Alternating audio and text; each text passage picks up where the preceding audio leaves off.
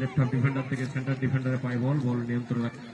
ঝুঁকি নিলেন না সেন্টার ডিফেন্ডার লাগদা মহিলা ফুটবল টিমের। বল চলে গেল মাঠের বাইরে, থ্রোইন পিছনে দেখতে পাচ্ছি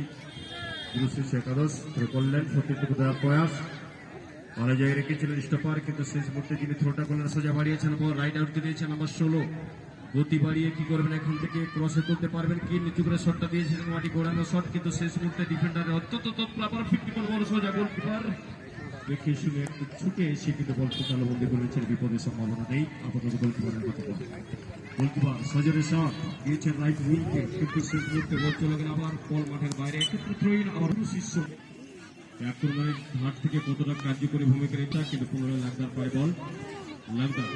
লাগদা বাড়ি কারাকারি চেষ্টা বল বুকের টোকায় সামনে বাড়ানোর চেষ্টা, কিন্তু আমার পাপায় সজরের সামনে বাড়িয়েছেন, কিন্তু অতটা ফুল ভলিতে সোজা সেন্টার ফুল হটে দেওয়ার চেষ্টা,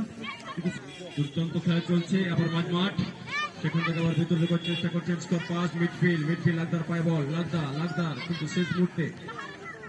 মিডফিল্ডাররা ক্রমাগত চাপ সৃষ্টি করার চেষ্টা করছে অপোনেন্ট মিডফিল্ডারদের, বাড়ির পায় বল সেন্টার ফলো করার চেষ্টা, লেফট উইং কিন্তু অনেকটা পিছনকে অসাধারণ দুর্নীতি দেওয়ার চেষ্টা করলে শেষ মুহূর্তে কিন্তু ধরা পড়ে গেল, বল চলে গেল মাঠের বাইরে।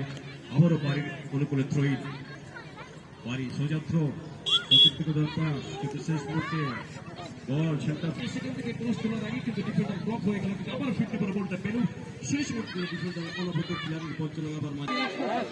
শেষ মুহূর্তে এসেছেন ঠিকই, কিন্তু এখনো কাটুনি কি করবেন সেখান থেকে